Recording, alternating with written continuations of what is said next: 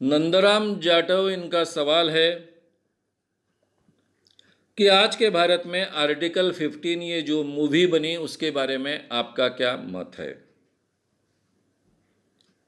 अच्छा हुआ आपने ये सवाल पूछा। फिल्में देखना मुझे बहुत पसंद आए और करीबन हर फिल्म देखने की मैं कोशिश करता हूं अगर समय मिला तो। आर्टिकल 15 मैंने देखी है, बहुत सुंदर फिल्म है। फिल्म कर भी बहुत अच्छी है, एज अ फिल्म बहुत अच्छी है, इफेक्टिव है, मन में पेनिट्रेट होती है। अब मेरे जैसे सोशल व्यक्ति को वो फिल्म अच्छी लगे इसमें तो कोई बड़ी बात है नहीं, लेकिन जो आम इंसान देखता है, जो इन चीजों के बारे में इतना गहराई से नहीं सोचता है, हमारे देश की जाति व्यवस्था के बारे में। मैं जब फिल्म देखने गया था, मुंबई में देख रहा था, तो मेरे थिएटर में काफी मॉडर्न लड़के लड़कियां थे और जिस ढंग से वो रिस्पॉन्ड कर रहे थे तो मुझे बहुत अच्छा साइन लगा। ये बहुत अच्छे ढंग से ये बात रखी गई है। हमारी यहां की जाति व्यवस्था, उच्च नीच की कल्पना, उस कारण होने वाला शोषण, और ये शोषण जायज है, ऐसा ही चलने वाला है, ऐसा ही चलता रहने वाला है, ऐसा ही चलता रहना चाहिए, ये मानने वाली मानसिकता, ये तो हमारे देश का हिस्सा है ही, वास्तविकता है। एक तरफ हम आसमान छूने की बातें करते हैं, महाशक्ति बनने की बातें करते हैं, बड़े बड़े विकास की बातें करते हैं, और दूसरी तरफ हमारे ही देश में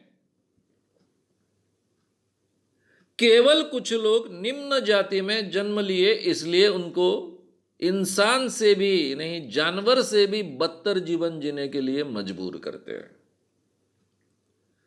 इंसान कर कर उनका कोई अस्तित्व ही हम स्वीकारते नहीं। ये तो फैक्ट है। आर्टिकल 15 ये हमारे जीवन की सच्चाई है। कम से कम कॉन्स्टिट्यूशन में हर व्यक्ति को इंसान कर कर जीने का अधिकार दिया है। इस अधिकार को अगर कोई नकारता है तो उसके लिए शिक्षा का भी प्रावधान है,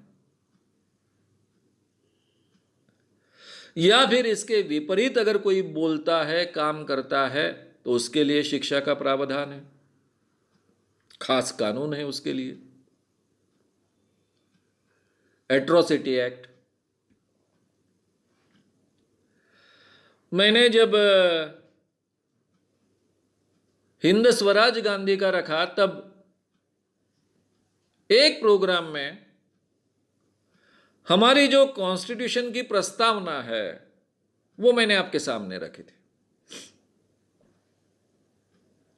उस प्रस्तावना में हर व्यक्ति को समानता और समानता का अवसर देने का हमने प्रण किया है, और उसी बात को बहुत अच्छे ढंग से आर्टिकल 15 उजागर करता है। मुझे लगता है कि इस फिल्म ने सबसे बड़ा काम किया और महत्व का काम किया, क्योंकि वो चल भी ठीक ढंग से रही है, बड़े पैमाने पर देखी जा रही है।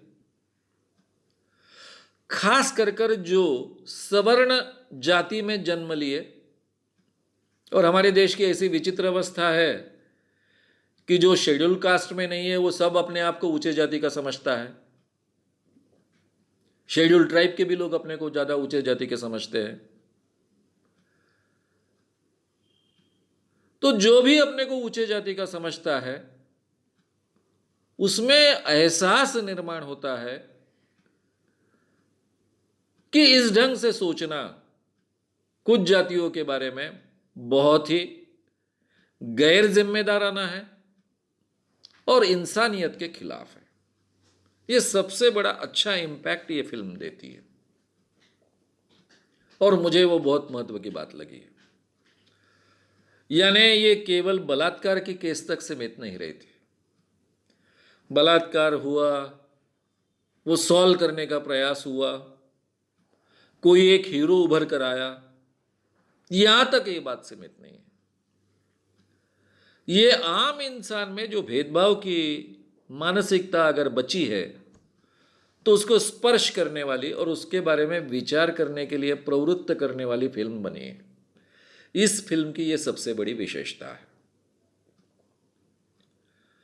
और सबसे अच्छी बात है कि यहां कोई आउट ऑफ बॉक्स ऐसा हीरो नहीं बताया गया,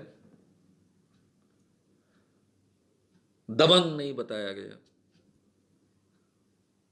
एक ऑर्डिनरी सामान्य आईपीएस ऑफिसर जो भारत में पैदा हुआ लेकिन जिसको बहुत सी इनके बारे में जानकारी ही नहीं है, क्योंकि वो एकदम से दिल्ली में और फिर फॉरेन में रहने वाला व्यक्ति है। और पहले उसके लिए शॉकिंग चीजें होती है, ऐसी जाति व्यवस्था, इस ढंग से सोचते हैं लोग। फिर मुझे एहसास भी होता है कि मैं खुद ब्राह्मण हूं।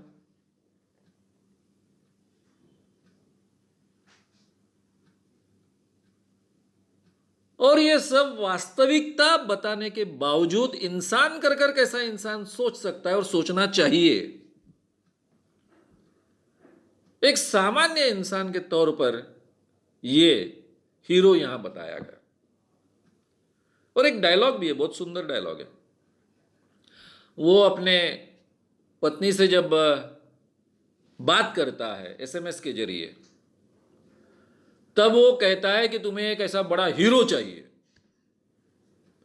तब पत्नी कहती है कि मैं नहीं चाहती हूं कि कोई हीरो चाहिए, मैं चाहती हूं तुम्हें ऐसा आप बनो कि किसी हीरो की आवश्यकता ना पड़े। यानी एक सामान्य आदमी कर कर जो अपना कर्तव्य है वो बहुत अच्छे ढंग से आप निभाइए, हीरो हीरो मत बनिए, ये मेरी अपेक्षा नहीं है। लेकिन किसी लोगों को हीरो की जरूरत ही नहीं महसूस हो, इस ढंग का वातावरण आप तैयार कीजिए। और ये आईपीएस ऑफिसर कर कर बहुत चतुराई से इंसान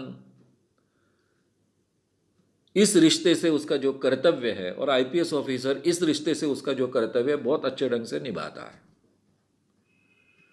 और किसी दबाव को बलि नहीं चढ़ता है।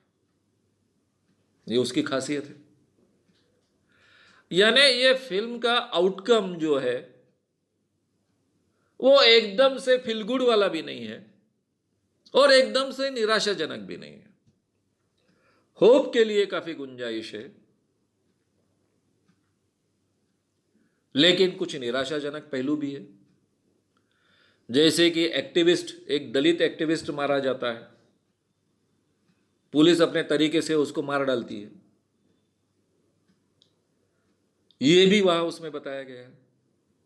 उसको नहीं बचा पाता वो। लेकिन दूसरी ओर वो अपने अफसर के दबाव को भी बलि नहीं पड़ता है, चढ़ता है। उसके हाथ में जो गुंजाइश है उसका पूरा उपयोग वो करता है, तो रिवोल्ट भी करता है अपनी जगह रहकर, कायदे के कानून के अपने दायरे में रहकर रिवोल्ट करता है। ये इस फिल्म की सबसे बड़ी विशेषता है। खुद उसने कभी कहा हाथ में कानून नहीं लिया है, सिस्टम में रहकर भी अच्छा काम किया जा सकता है, ये संदेश ये फिल्म लोगों तक पहुंचाती है। इसलिए आप जहां हो वहां पर भी आप एक इंसानियत पूर्वक काम कर सकते हो, ये संदेश तो डेफिनेटली देती है ये फिल्म। और ये जाति व्यवस्था कितनी भयानक है, इसका हमारे मन पर कितना प्रभाव है, और इस प्रभाव से हमने अपने आप को कैसे मुक्त करना चाहिए, ये भी प्रेरणा ये फिल्म देती है। इसलिए आज के ज़माने की एक बहुत सुंदर फिल्म है, उपयुक्त फिल्म है। कोई भी फिल्म बहुत प्रबोधन नहीं कर सकती है ऐसा मैं मानता हूँ, लेकिन डेफिनेटली प्रेरणा दे सकती है। तो एक प्रेरणा देने वाली फिल्म है, हर भारतीय ने इसको देखनी चाहिए। जिसके मन में बहुत जातिगत व्यवस्था है उसने भी देखनी चाहिए, और ये जाति व्यवस्था दूर करने की आवश्यकता है जिसको लगता है उसने भी इसको देखनी चाहिए। इतनी सुंदर फिल्म है। अगर आपको ये वीडियो पसंद आया हो तो उसे ज़रूर लाइक करें। लोगों में ये अवेयरनेस फैलाने में हमारी मदद करें। वीडियो को ज़रूर शेयर भी करें। तो हमारे YouTube चैनल श्याम मानव को विज़िट करें। ऐसे सारे वीडियोस का आनंद लेने के लिए हमारे चैनल को सब्सक्राइब करें। उसके लिए सब्सक्राइब बटन दबाएं। नए वीडियोस का नोटिफिकेशन पाने के लिए बेल आइकन दबाएं।